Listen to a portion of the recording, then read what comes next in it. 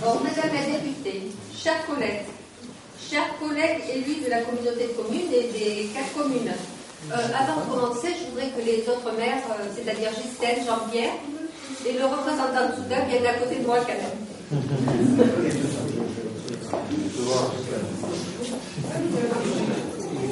Il y a côté du feu.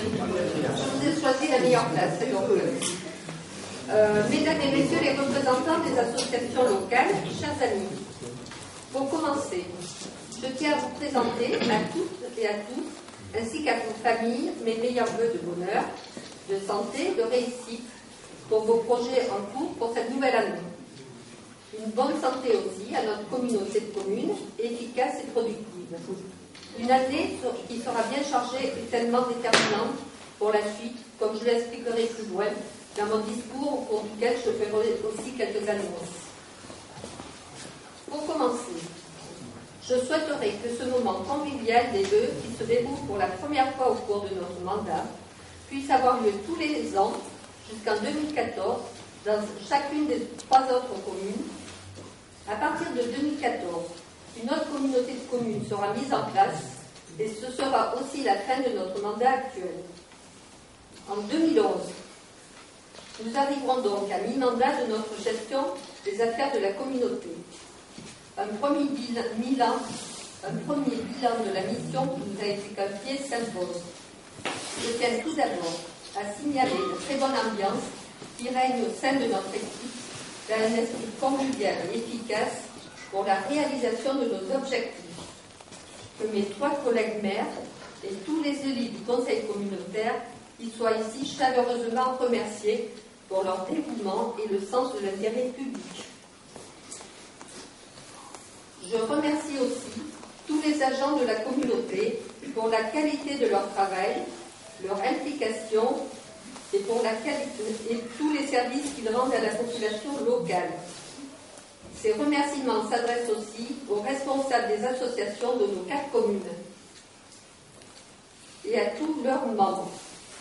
Grâce à l'action de tous, des fêtes, des animations et des activités diverses sont régulièrement organisées. Ce qui permet d'animer notre territoire et d'être cité un exemple. L'implication de tous ces acteurs de la vie locale que je viens d'évoquer contribue à l'amélioration des conditions de vie des habitants. À ce titre, leur action quotidienne est appréciable et mérite reconnaissance. L'année qui vient de s'écouler a été, je dirais modestement, à l'image du bilan de la communauté durant les 17 années de son existence, même si nos moyens sont plus limités que par le passé. Riche en événements dont la fête de la communauté de communes à Varennes, avec l'aide de l'Office de tourisme, une tradition que nous étions les premiers à instaurer. Comme nous étions aussi les premiers, ou plutôt mes prédécesseurs, à créer cette communauté de communes. Je tiens à rendre hommage à messieurs Laplagne et Garot. Au cours de ces 17 ans d'existence, elle a mené de nombreuses actions dans tous les domaines de ses compétences et bénéficie depuis longtemps d'une bonne réputation qui dépasse les limites du département. Je pense que nous pouvons en être fiers, même s'il s'agit d'une des plus petites communautés de Dordogne, avec à peine 1000 habitants. Pour ce qui est des réalisations en 2010, en dehors des travaux classiques d'entretien de voirie et de bâtiments, d'acquisition de matériel, etc., je voudrais surtout évoquer 2 opérations qui me semblent significatives de notre action. D'abord, l'école. Nous avons réussi à créer le RPI avec nos voisins de Busserolles et de Bussière-Badille, ce qui permet de sauvegarder l'école de Varennes et d'améliorer les conditions de scolarité des enfants. Au passage, je redis notre opposition au bassin d'écoles dont certaines parlent pour regrouper toutes les écoles du canton. Madame l'institutrice est là. Ensuite, l'année 2010, il a été réalisé d'importants chantiers de création des chemins de randonnée PDIPR sur nos 4 communes, soit 55 km aménagés et financés à 80% par le Conseil général, la région et l'État. Merci Madame la députée pour votre aide et votre soutien. Il s'agit d'une réalisation qui permettra de valoriser notre patrimoine et de développer les activités de pleine nature. D'ores et déjà, je peux vous annoncer que nous sommes en contact avec une association départementale de randonnée nordique pour l'organisation d'une journée d'animation sur notre territoire. Toute autre proposition de manifestation dans ce domaine serait la bienvenue, car il faut faire vivre nos sentiers et faire profiter de ces équipements pour les habitants intéressés. Dans le même registre, nous allons engager avec le CPIE une concertation de travail afin de rassembler dans une seule structure les différents sites créés par la communauté, UZTGES, Varennes, Espace Terre et Forge, etc., pour mieux les gérer et les valoriser, éviter ainsi les incertitudes suite à la future fusion des communautés. Je ne sais pas où est... Ce sujet sera, comme vous le savez, au cœur de nos préoccupations au cœur de cette année. Il faut dire que le regroupement des communautés devient une nécessité, même si les différentes dispositions de la réforme territoriale imposée par l'État sont discutables et pleines d'incertitudes. Dans ce domaine aussi, nous avons été précurseurs. Nous avons pris une délibération sollicitant un rapprochement avec la communauté de Piégu, car cela nous semble d'un premier temps plus réaliste qu'une grande communauté avec non-tronc. Mais les modalités pratiques restent à définir et nous allons, croyez-moi, défendre nos intérêts. D'ici là, la vie de la communauté continue avec toutes nos activités, manifestations et travaux. En 2011, ce sera au tour d'Édouard d'organiser la fête de la communauté sur le thème du feu et des forges. Pour ce qui est de ces travaux, nous avons décidé de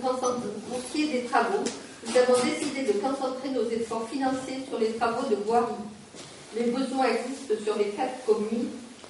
C'est pourquoi nous mettons en œuvre un plan pluriannuel à commencer par 2011. Un programme important de travaux de 250 000 € d'investissement sera réalisé sur le réseau routier de chacune des 4 communes. Les études et les estimations sont déjà faites par l'ATD, l'Agence technique départementale.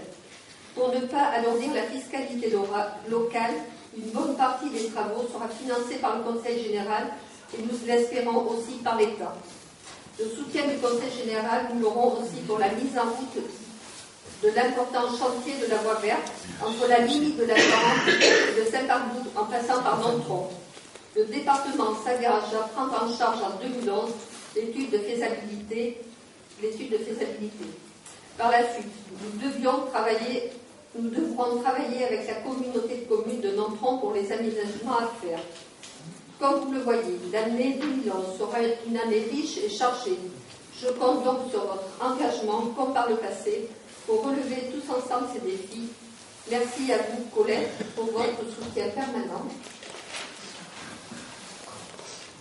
Avec donc toujours cette même volonté et motivation partagée de bien faire, je vous souhaite à nouveau à tous et à tous une très bonne et heureuse année 2011. Merci.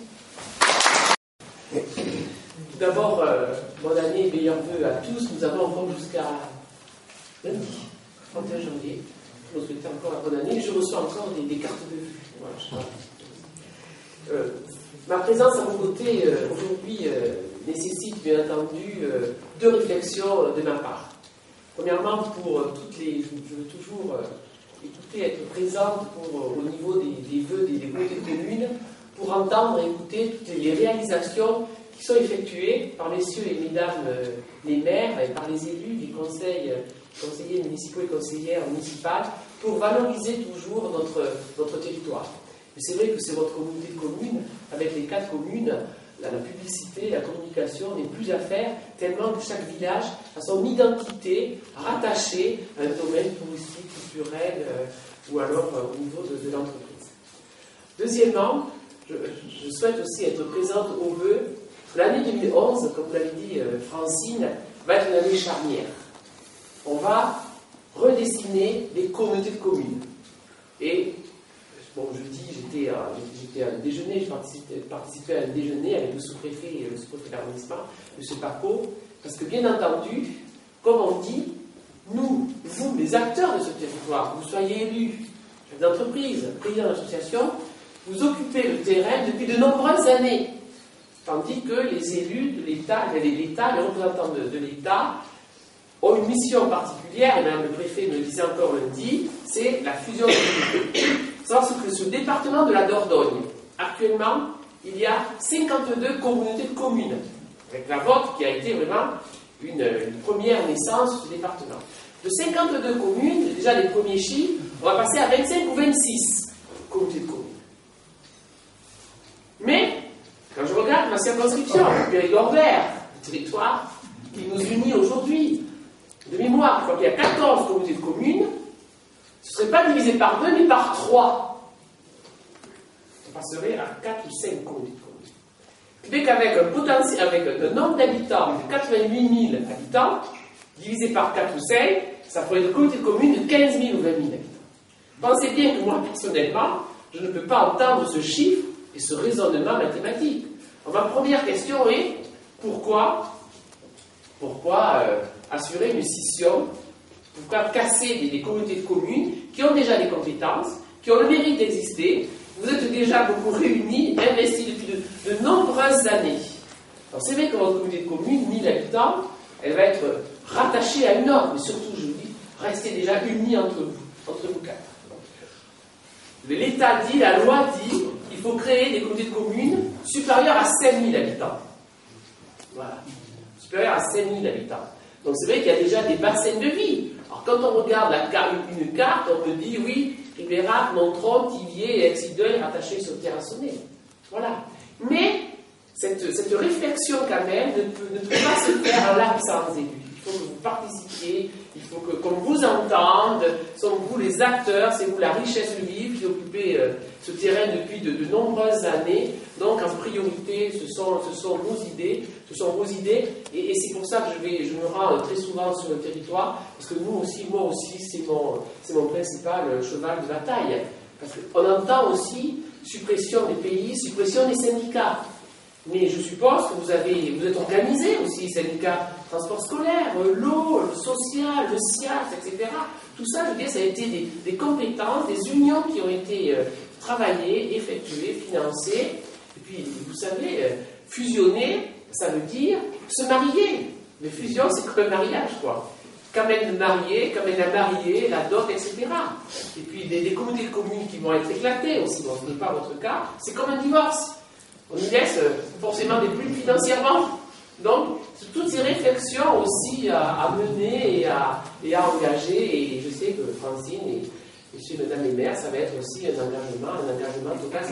Je pense que vous avez déjà pris le trait à marche, vous avez déjà la réflexion. Moi, je rencontre des élus qui me disent, moi, je ne sais plus quoi faire, je ne sais pas comment faire, quoi. Donc, c'est votre voix qui doit porter. Bon, bonne année à tous, je reste toujours à vos côtés sur ce territoire du Reux qui ont mérite, je dis toujours, d'exister. Puis les décisions, comme je disais hier soir pour mes discours de vœux à Mareuil, les décisions ne doivent pas être prises uniquement qu'à Paris, Lyon et Marseille, mais on doit tenir compte aussi de nos appréciations, ne vous inquiétez pas. Toutes les semaines, je vais à Paris, je porte la voix de notre territoire et ce vaste Périgord vert, ses richesses. Merci beaucoup.